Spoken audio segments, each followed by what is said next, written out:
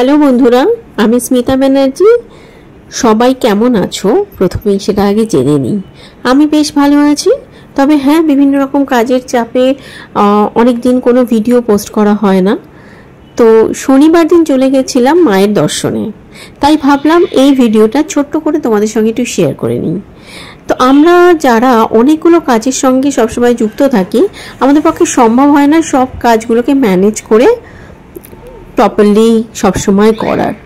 তো এই ভিডিওগুলো তো বানানো থাকে যখন যেখানে যাই, বা যখন আমি কোনো খাবার বা রেস্টুরেন্টে যাচ্ছি তখন বিভিন্ন রকমের ভিডিও বানানো থাকে, কিন্তু সেই ভিডিওটাকে এডিট করে তোমাদের কাছে প্রেজেন্ট করার মতন সময় সবসময় পাওয়া যায় না।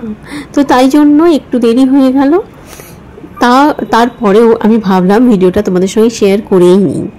চলে গেছিলাম দক্ষিণেশ্বরে মায়ের মন্দিরে পুজো দেওয়ার জন্য। আমরা চলে গেছিলাম 6 নম্বর স্টলে।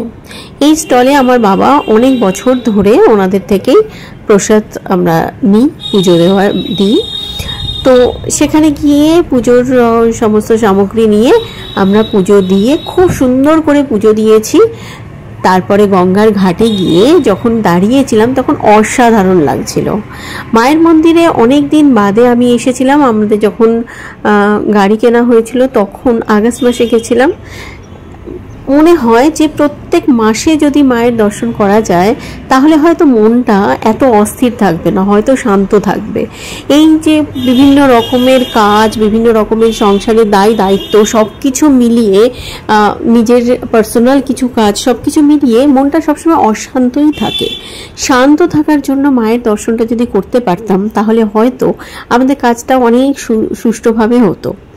মায়ের মন্দিরে গিয়ে মনটা সত্যি খুব ভালো হয়ে যায়। তো সেদিন মায়ের দর্শনের পরে হাতে সময় ছিল বলে আমরা বেলুড় মঠ দর্শন করতে পেরেছি। আর এমন সময় আমরা বেলুড় মঠে গিয়ে পৌঁছেছি, সেই সময় সন্ধ্যা আরতি হচ্ছিল।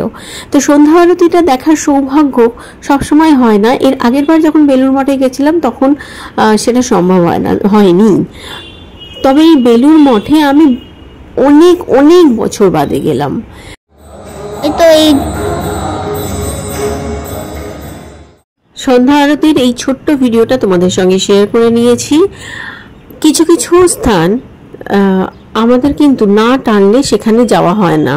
যেমন পুরীর জগন্নাথ বাবার মন্দির, দক্ষিণেশ্বরের মায়ের মন্দির, কালীঘাটের মায়ের মন্দির, এইরকম তারাপীঠ, এরকম অনেক কিছু জায়গা আছে যেখানে না টানলে, মা বাবা না টানলে সেখানে কিন্তু যাওয়া যায় না।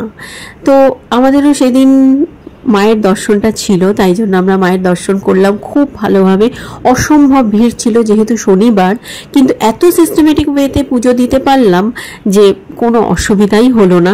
বাবার তো অনেক বয়স হয়েছে, কিন্তু দাঁড়িয়ে পুজো দেওয়ার জন্য বাবারও কোনো অসুবিধা হলো না। তো আমার এই ছোট্ট ভিডিওটা তোমাদের কেমন লাগলো অবশ্যই কমেন্টের মাধ্যমে জানিও। সবাই খুব ভালো থেকো, সুস্থ থেকো। Bye bye, take care.